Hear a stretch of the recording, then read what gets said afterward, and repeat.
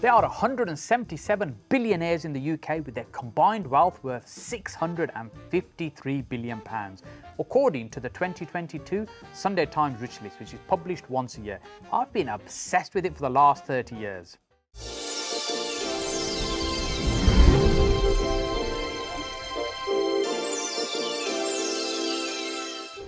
If you're watching my videos for the first time, my name is Saj Hussain, and on this channel I share with you my 15 plus years of property investing experience to ultimately help you get further faster in your own property investing journey. You might be wondering right now, why on earth is he talking about the rich list when his channel is all about property? Well, let me share a little story with you. When I first started getting interested in property, and I'd already been interested in the Sunday Times Rich List, which now is in the 34th edition, so it means it's been running for 34 years. And earlier on in my my entrepreneurship career, if you like, my fascination of the Sunday Times Rich List, when I studied it diligently, what I found was so many people in that list either made their money from property or kept their money in property.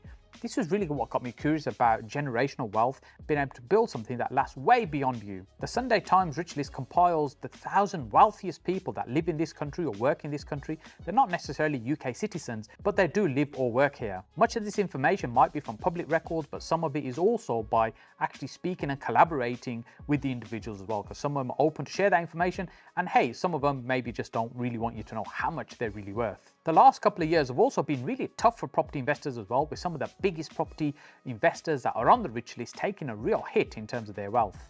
At the top of the list is the Hinduja brothers with £28 billion with many different investments in different industries and different sectors. This is their family wealth, so when the Sunday Times compile the list, they don't look at the individual wealth but the combined wealth of the family. And they're certainly an example of that because it's quite a large family. They're the ones that head it up, but their wealth has doubled in the last year, jumping from 11 billion to 28 billion. Now, somebody that hasn't done as well, whose wealth has actually halved, has dropped from 12 billion to 6 billion. That's Abramovich. Abramovich took a massive drop in the rich list, mainly due to two things. Firstly is Chelsea Football Club. When the war started, he said he'd write off a £1.5 billion loan. With the sale at nearly 4 billion, he's receiving zero from that sale. Also, his investments in Ebras have taken a significant drop, meaning his overall worth has fallen by about £6 billion. However, before you feel too sorry for him, he's still worth at least another £6 billion. So I guess he'll be okay. The third richest people on the list worth 22 billion are David and Simon Rubin. They came to the UK in the 50s, firstly selling carpets and also scrap metal, but then going on to make some really smart moves in buying London property. Now a significant amount of their wealth is made up of property investments. When I used to read stories like this in the early days of the rich list, it really inspired me to understand why is it that so much money is kept in property. But when you really understand and study property, you see a significant amount of wealth come from holding property for the long term. Yes, we can buy a property, renovate it, flip it, make a few pounds. We can have a property producing a fantastic yield like a HMO or service accommodation, making really great income. But the true wealth, that comes from holding property for the long term, 10 years, 20 years, 30 years.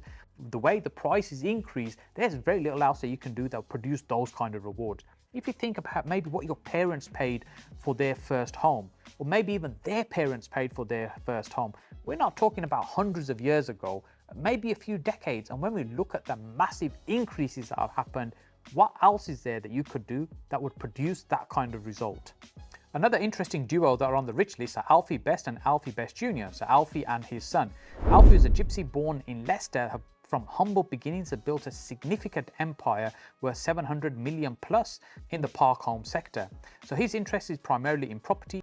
In fact, Alfie Best was a guest speaker at one of the recent property meets. It's a property meet we run on a monthly basis, and Alfie shared some really inspiring stories. We were just speaking off camera, some of the wealthiest people that we've met, sometimes often the nicest people as well. They're no longer driven by the money. Yes, they've achieved massive amounts of success, but they're still driven, they're still focused, they still want to achieve so much more. And I've yet to meet somebody that's massively successful that doesn't work hard. I guess the question is, does money make money?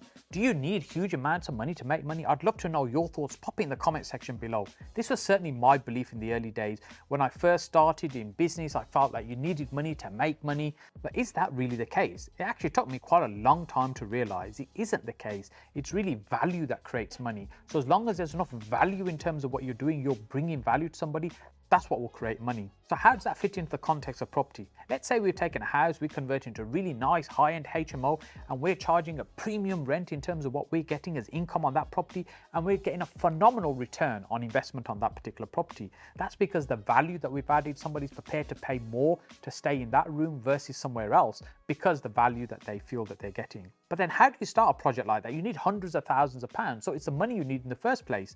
Well, actually, if you've got a project that's going to make a significant amount of money, it's much easier to bring other people in, to involve other people to help fund that project, because there's sufficient return that you'll be able to share with them as well, because you're bringing value to them. So everything ultimately is driven by the amount of value that you can bring to the table.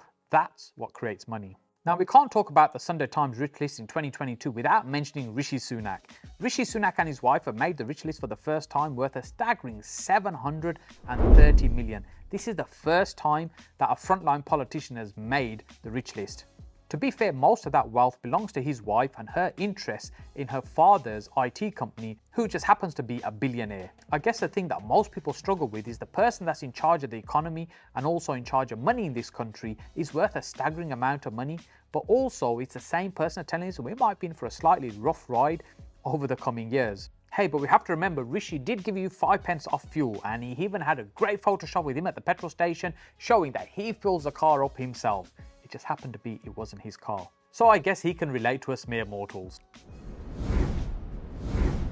Hey, I'd love to know your thoughts on the Sunday Times Rich List. What's your view on the Rich List that they compile every year in April? But I'm guessing you're a fan because you're still here watching this video. What I'd really appreciate is if you just click on my face down here to subscribe to the channel if you haven't already, and then go over and watch this video over here, which is the one I did for last year, the 2021 Rich List. I look forward to seeing you on this one over here.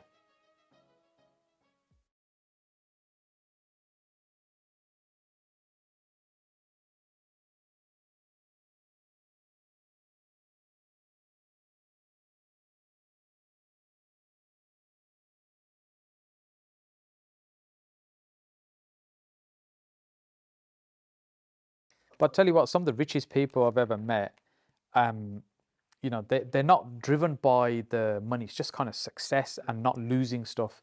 That's kind of what the obsession is. That they like, when I said to him, "What's your biggest fear?" Of losing everything. That's what keeps me going, keeps me driven. He says.